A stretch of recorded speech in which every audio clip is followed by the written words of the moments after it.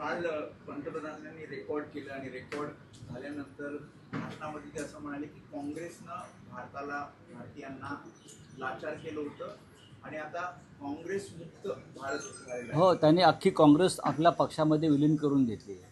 भ्रष्ट, कारस्थानी, कपटी असं जे काही त्यांनी शब्द वापरले ना, भ्रष्ट, कारस्थानी, कपटी, ही सगळी काँग्रेस सध्या भारतीय जनता पक्षामध्ये त्यांनी सामील करून घेतलेली आहे. मुळातच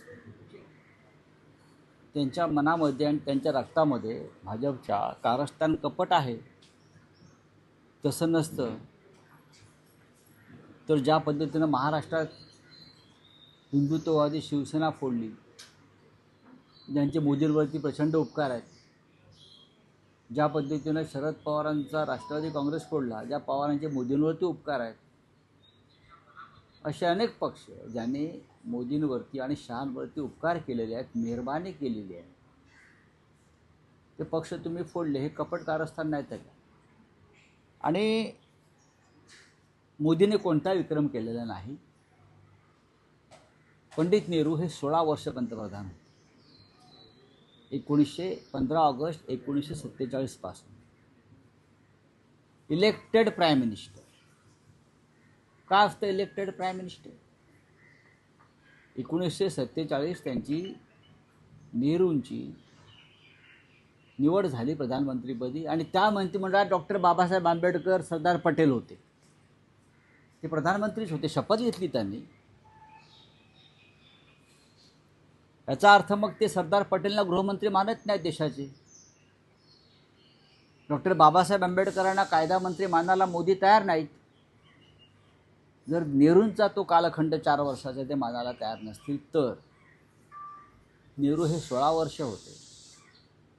आणि ज्या परिस्थितीत पंडित नेहरूंच्या हातात हा भारत होता स्वातंत्र्यानंतर, तो इतका कंगाल आणि गरीब होता, ब्रिटिशांनी लुटलेला, ओरबडलेला, त्यातून हा देश पंडित नेहरूंनी उभा केला.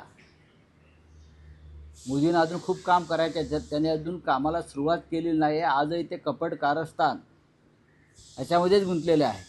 हा पक्ष फोडा, तो पक्ष फोडा, हे करा, यांना तुरुंगात टाका. नेहरूंनी हे कधी केलं नाही. त्याच्यामुळे नरेंद्र मोदींची अशी भाषणं आम्ही सिरियसली घेत नाही. पण 12 वर्षातले 5 वर्ष शिवसेना त्यांच्यासोबत. एक लक्षात घ्या, नरेंद्र मोदींचं खरं पंतप्रधानपद हे 2014 ते 2019 लोकांनी निवडून इलेक्टेड. आणि त्यानंतरचं प्रत्येक निवडणूक ही चोरलेली निवडणुकीने झालेले ते प्रधानमंत्री. 2014ला त्यांना लोकांनी निवडून दिले एका मोठ्या अपेक्षा. ते 2019पर्यंत ते इलेक्टेड प्राईम मिनिस्टर होते. आणि त्यानंतरच्या दोन्ही निवडणुकामध्ये नरेंद्र मोदी आणि त्यांच्या पक्षाला जनतेनं पराभूत केलेला असताना निवडणूक आयोग, सुप्रीम कोर्ट, पैशाचा वापर, ईडी या माध्यमातून ते निवडून आले. 2019 आणि 2024 निवडून आले नसते तर मागची निवडणूक 2024ची ते निवडून आलेलेच नाही. त्यांना बहुमतच नाही आहे. त्यांना बहुमत नाही. आणि ज्या जागा त्यांनी जिंकल्या, या चोऱ्या माऱ्या, लांड्या लवाड्या करून जिंकल्या. ते कुठे इलेक्टेड प्राईम मिनिस्टर? मोदी हे फक्त 2014 ते 2019 याच काळामध्ये इलेक्टेड प्राईम मिनिस्टर. त्यानंतर त्यांनी निवडणूक यंत्रणेमध्ये, प्रशासनामध्ये घोटाळे करून निवडणुका त्यांनी चोरल्या किंवा ताब्यात घेतल्या. काँग्रेसबद्दल तुम्ही काल मुद्दा उपस्थित केला की एका झेंड्याखाली इतर पक्षांनी आलं पाहिजे. माहिती मिळते नॅशनल चॅनल्सकडनं. त्यांचं असं म्हणणं आहे की सोनिया गांधींनी एक प्रस्ताव ठेवलेला आहे. नाही बघा, प्रस्ताव हे आता त्यांचे इंटरनल प्रस्ताव काय असतील हा त्यांचा प्रश्न आहे. पण काँग्रेस हा अधिक मजबूत व्हायला पाहिजे देशामध्ये. काँग्रेसमधून निघालेले जे लहान पक्ष किंवा नेते आहेत त्यांनी देशाची परिस्थिती समजून घ्यायला पाहिजे आणि त्यानुसार एक मजबूत अशी काँग्रेस, अखंड काँग्रेस, एक प्रबळ पर्याय म्हणून देशामध्ये उभी राहायला पाहिजे. याआधी सुद्धा शरद पवारांनी काही वर्षांपूर्वी हा मुद्दा उपस्थित केला होता. त्या दृष्टिकोनात पवार साहेबांनी या संदर्भात पुढाकार घेतला पाहिजे. माननीय शरद पवारांनी ही जी विचारधारा किंवा भूमिका बनते एकत्र येण्याची, त्या संदर्भात जर त्यांनी नेतृत्व केलं, पुढाकार घेतला, तर हा विचार खूप पुढे जाईल. एनसीपी सुद्धा काँग्रेस सोबत जाईल. माझं असं म्हणणं आहे की काँग्रेसच्या विचारधारेतून जे पक्ष बाहेर पडले काही कारणाने, आज ते काँग्रेसबरोबर काम करतातच आहेत, सरकारमध्ये असतात, अनेक प्रवाहांमध्ये एकत्र आहेत. तर हा विचार जर एकत्र आला सगळा, तर नरेंद्र मोदी यांनी जो देशावर भ्रष्ट कारभार लादलेला आहे कपट आणि कारस्थानाच्या माध्यमातून, त्याला एक फार मोठं आव्हान उभं करता येईल. ट्रम्प देखील वाहवा करतात मोदींची. ते म्हणतात की महान पंतप्रधान आहेत मोदी, महान पंतप्रधान आहे असं ट्रम्प म्हणतात. आम्ही ऐकलं नाही, आम्ही असं ऐकलं नाही. ट्रम्प कोणाची वाहवा करतात, कधी वाहवा करतात, आणि 2 दिवसांनी ते वेगळी भूमिका घेतात.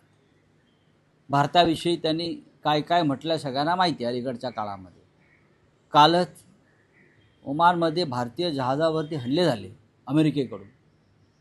आमचे 2 जवान ठार झाले, 2 लोक ठार झाले, आमचे तेल टँकर उडवले. ही वाहवा आहे का? आणि त्या संदर्भात नरेंद्र मोदींनी, प्रधानमंत्र्यांनी एक चकार शब्द काढलेला नाही. कुठल्या तरी एका अधिकाऱ्याला म्हणे बोलवला अमेरिकेच्या आणि निषेध व्यक्त केला. आमच्यावरती हल्ला केला, आमच्या जहाजावर, आमचे 2 लोक ठार मारले अमेरिकेने, आणि निषेध कसला व्यक्त करताय? हां, 2014 साली खऱ्या अर्थाने देश दुचक्रानं बाहेर पडला असं मोदींचं म्हणणं आहे. त्याच्या अगोदर काँग्रेसने वाटोळं केलं होतं. 2014 पासून हा देश खऱ्या अर्थानं दुष्टचक्रात सापडला. 2014 पासून सुरू झालेलं दुष्टचक्र आतापर्यंत सुरू आहे. आणि या दुष्टचक्रातून बाहेर काढण्यासाठी देशाला आणखीन एक स्वातंत्र्याचा लढा उभारावा लागेल, आणि त्यासाठी आमची तयारी आणि जुळवाजुळव सुरू आहे. देशाला एक नवा लढा उभा करावा लागेल या दुष्टचक्रातून.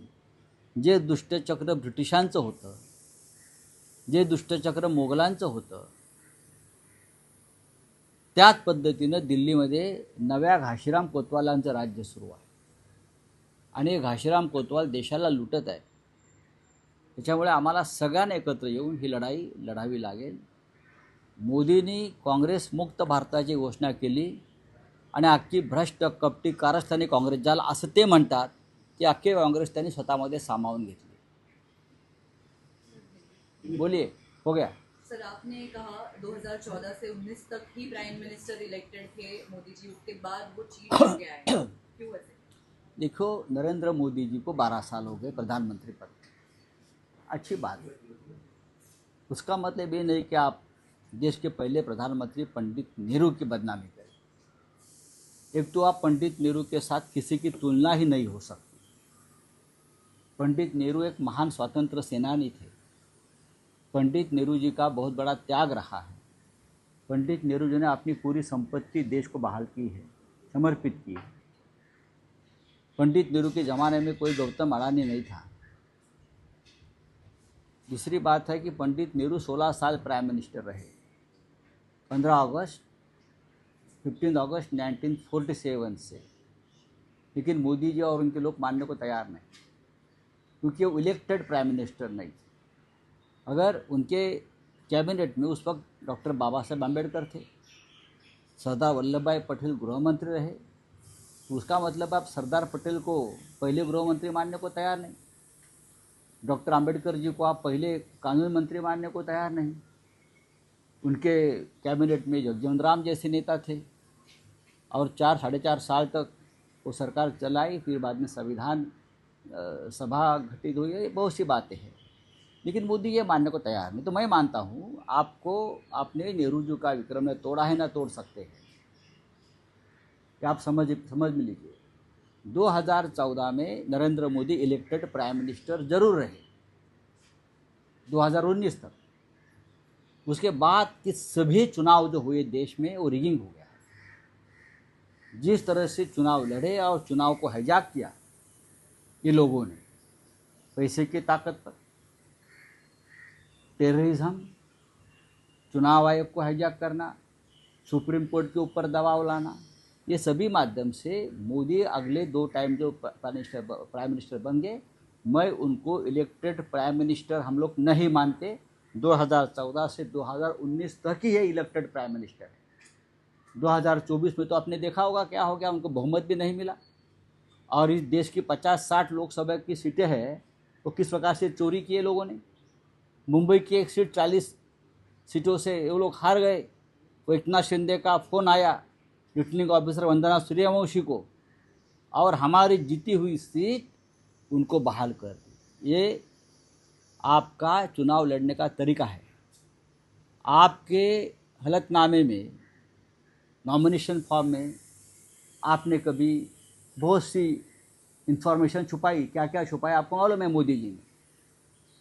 मैं अभी उस बारे में चर्चा नहीं करना चाहता हूँ। बहुत सी बातें लेकिन छुपाई। उन्होंने टारगेट कल कांग्रेस को किया। मैं कपट देखता हूँ ना। मैं देखो, नरेंद्र मोदी जी ने विधानसभा के उनके कोई नॉमिनेशन फॉर्म में अपनी शादी की बात नहीं लिखी, वो छुपाई। ये बहुत गंभीर मामला है। फिर भी उनका नॉमिनेशन फॉर्म वैलिड हो गया ना। लेकिन मीनाक्षी नटराजन जो एक प्रामाणिक महिला है, एक नारी है, जो नारी वंदना की बात करते हो, उनका नॉमिनेशन फॉर्म आप किस आधार पर रिजेक्ट करते हो। परिमल नाथवानी जी हमारे मित्र हैं, झारखंड से लड़ रहे हैं। उनको रिटर्निंग ऑफिसर 24 घंटे की मोहलत देता है। अगर कोई कमियां है फॉर्म में तो आप बाद में 24 घंटे में पूरी कर लीजिए। तो इस तरह से चुनाव, चंडीगढ़ के मेयर का क्या हो गया आपने देखा होगा। ये इस प्रकार से डकैती करके चुनाव जीतते हैं और अपने आप को इलेक्टेड प्राइम मिनिस्टर बोलते हैं। पंडित नेहरू के साथ तुलना मत करिए। पंडित नेहरू है, इंदिरा जी इंदिरा गांधी है, राजीव गांधी है। आप उनके साथ तुलना आप नहीं कर सकते। आप नरसिंह राव, मनमोहन सिंह के साथ भी आपकी तुलना नहीं हो सकती। मैं तो कहूँगा देवगौड़ा और इंद्र कुमार गुजराल और चंद्रशेखर से भी आपकी तुलना नहीं हो सकती। सर, एनडीए को चैलेंज करने के लिए जो इंडिया अलायंस है, क्या वो कम पड़ रही है कहीं पे? नहीं, आपका कम तो नहीं चुनाव पड़ है, रही शरद है। पवार जी ने लीड बात करना बात चाहिए। ऐसी है, उनके हाथ में पूरी सरकार, यंत्रणा, व्यवस्था। जिस सरकार का, जिस देश का सुप्रीम कोर्ट का मुख्य न्यायाधीश सरकार के मंत्रियों के साथ लंदन में पिकनिक में जाता है, उस देश से, न्याय व्यवस्था से आप क्या उम्मीद कर सकते हो। और उसके आधार पर तो मोदी प्रधानमंत्री पद पर टिके हैं ना।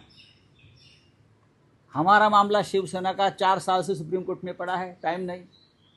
सुप्रीम कोर्ट के जज, 85 जजेस सरकार के साथ सरकारी खर्चों से, जनता के पैसों से लूटमार करके वहाँ बैडमिंटन खेलते हैं, पिकनिक पे जाते हैं। कैसा न्याय मिलेगा मीनाक्षी नटराजन को? कैसा न्याय मिलेगा ममता बनर्जी को? कैसा न्याय मिलेगा शरद पवार जी और एनसीपी को? और कैसा न्याय मिलेगा शिवसेना और उद्धव ठाकरे जी को? हम सबको न्याय की गुहार लगा लगा के हम लोग थक गए। ऐसी भ्रष्ट व्यवस्था में नरेंद्र मोदी प्रधानमंत्री अगर बने रहते हैं तो ये इलेक्टेड प्राइम मिनिस्टर नहीं है। जंतर मंतर में आंदोलन के बाद आज पुणे में भी अभिजीत के द्वारा कॉकरोच पार्टी का आंदोलन किया जा रहा है। मुझसे कुछ नहीं होगा। यहाँ के पॉलिटिकल पार्टी सक्षम है लड़ने के लिए। कांग्रेस पार्टी ने नीट के मामले में देश भर में आंदोलन किया है, लेकिन मीडिया नहीं दिखा रही है। अभी मुझे किसी ने दीपकी और प्रधानमंत्री का अमेरिका में जो एक मीटिंग हो गई उसका फ़ोटो भेजा है। उसके बाद ये दीपके यहाँ आया ऐसा लोग बोलते हैं। उस बारे में जानकारी मैं ले रहा हूँ। तो आपका आरोप क्या है? देखता हूँ। अभी आरोप नहीं, मैं आरोप नहीं बोल रहा हूँ। लोगों ने कुछ जानकारी मेरे तक पहुँचाई है। तुमचं म्हणणं आहे की अभिजित दीपके आणि पंतप्रधानांची भेट झाली किंवा चर्चा नक्कीच झाली? नक्कीच नक्कीच काही फोटो म्हणजे नक्कीच त्याच्याविषयी खुलासा आम्ही घेऊ, माहिती घेऊ. आम्ही आगीत उड्या मारणार नाही. आता या देशातले राजकीय पक्ष आणि सामाजिक संघटना आपले लढे लढायला मजबूत आहेत. नाही, पण तुम्ही एक म्हणजे काही दिवसांपूर्वी या कॉकरोच पार्टीला समर्थन दिलं, त्यांच्या भूमिकेला समर्थन दिलं. नक्कीच. पण नवीन माहिती जेव्हा समोर येते तेव्हा ती माध्यमांसमोर मांडणं आवश्यक असतं. मी तुम्हाला त्याच्या बाबतीत लवकरच अवगत करीन. तुम्ही तुमच्या पक्षाच्या नेत्यांना सांगतात की सावध राहा, आपली भूमिका नाही, मांडा. आम्ही मोठे नेते सुद्धा म्हणजे अगदी एक लक्षात घ्या, कोणीही कोणत्याही राजकीय पक्षाचा नेता त्या आंदोलनात गेला नाही.